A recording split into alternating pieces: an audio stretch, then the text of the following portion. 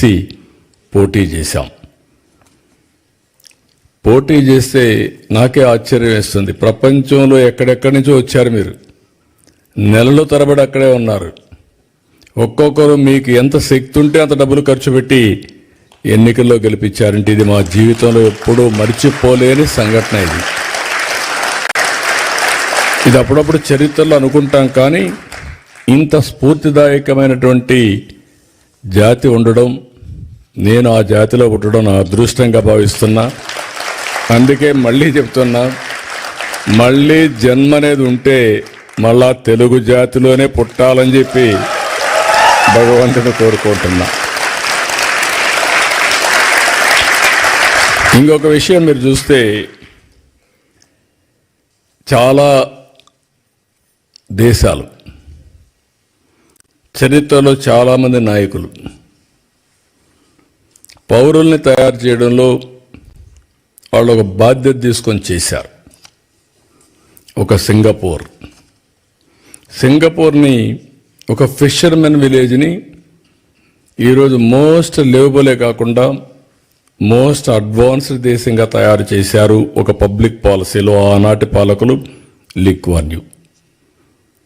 ఇలాంటి అన్ని దేశాల్లో కూడా మనం చూస్తే ఇదే చరిత్ర మనకు గుర్తొస్తుంది. చరిత్ర అంతా నేను అందుకే 95లో ముఖ్యమంత్రి అయినప్పుడు ఆలోచించాను.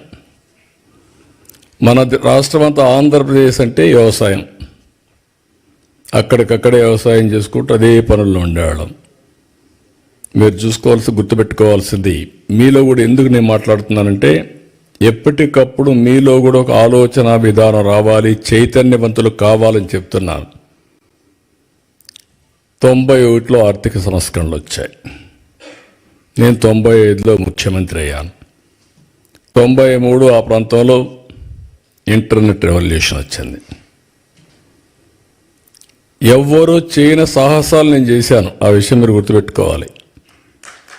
మొట్టమొదటిగా సెకండ్ జనరేషన్ రిఫార్మ్స్ నేను ప్రారంభించాను. అక్కడి నుంచి ఐటీకి ప్రాధాన్యత ఇచ్చాను.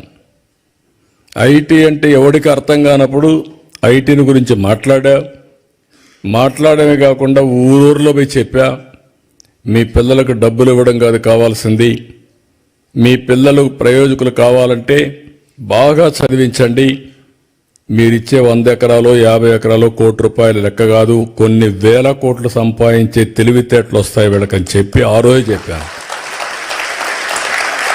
చాలామంది మీరు చూస్తే చరిత్రలో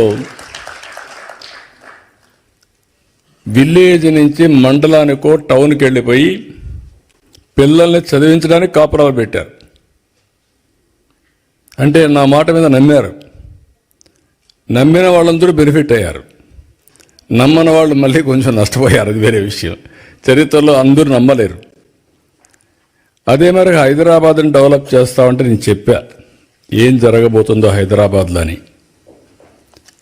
తెలివైన వాళ్ళు, ముందుండేవాళ్ళు పెట్టుబడులు, అది కూడా చెప్పాను. మీరు కూడా భూమి అమ్మద్దండి అని కూడా చెప్పేవాడిని.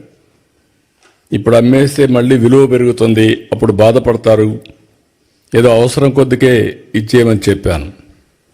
ఈరోజు హైదరాబాద్ వల్ల తెలంగాణ రాష్ట్రానికి దేశంలో నెంబర్ 1 పర్ క్యాపిటా ఇన్కమ్ వచ్చిందంటే ఆ రోజు నేను వేసిన ఫౌండేషనే దానికి కారణం. నేను ఎవ్రీడే మీరు చెప్పేవాడిని. ఫస్ట్ డేస్లో బిగినింగ్లో మీరంతా కూడా ఉద్యోగాలు చేస్తూ ఉంటే అప్పుడంతా కూడా పెద్ద ఉద్యోగాలు లేవు, మీరు గుర్తుపెట్టుకోవాలి. అప్పుడంతా కూడా జాబ్ వర్క్. అమెరికాలో డాక్టర్లు డే టైం పనిచేస్తారు, ఆ స్క్రిప్ట్లంతా ఇండియాకి పంపిస్తారు, అవన్నీ టైప్ చేసి మళ్ళీ అప్డేట్ చేస్తే మార్నింగ్ డాక్టర్ వస్తానే అది చూసుకొని నెక్స్ట్ ముందుకు పోతాడు. అది బిగినింగ్లో మనం చేసింది. కొన్నిసార్లు ఆ పనులు కూడా మన వాళ్ళకు ఆ ప్రొనౌన్సియేషన్ తెలియకుండా ఇబ్బంది పడితే లండన్ నుంచి ఇంగ్లీష్ లెక్చరర్ని తీసుకొచ్చి మీకు అప్పట్లోనే ట్రైనింగ్ ఇప్పించా. అంటే ఇంగ్లీష్ కొంతమంది ఆ ప్రొనౌన్సియేషన్లో ఇబ్బంది పడుతున్నారని అక్కడి నుంచి ప్రారంభించాం. నేను ఎవ్రీడే చెప్పేవాడిని, మీరు ఉద్యోగం చేయడం కాదు, మీరు ఉద్యోగాలు ఇచ్చే స్థాయికి ఎదగాలి. జాబ్ సీకర్ కాదు, జాబ్ ప్రొవైడర్గా తయారు కావాలని ఎప్పుడు చెప్పేవాడిని. అంటే ఆంటర్ప్రెన్యూర్స్ కావాలని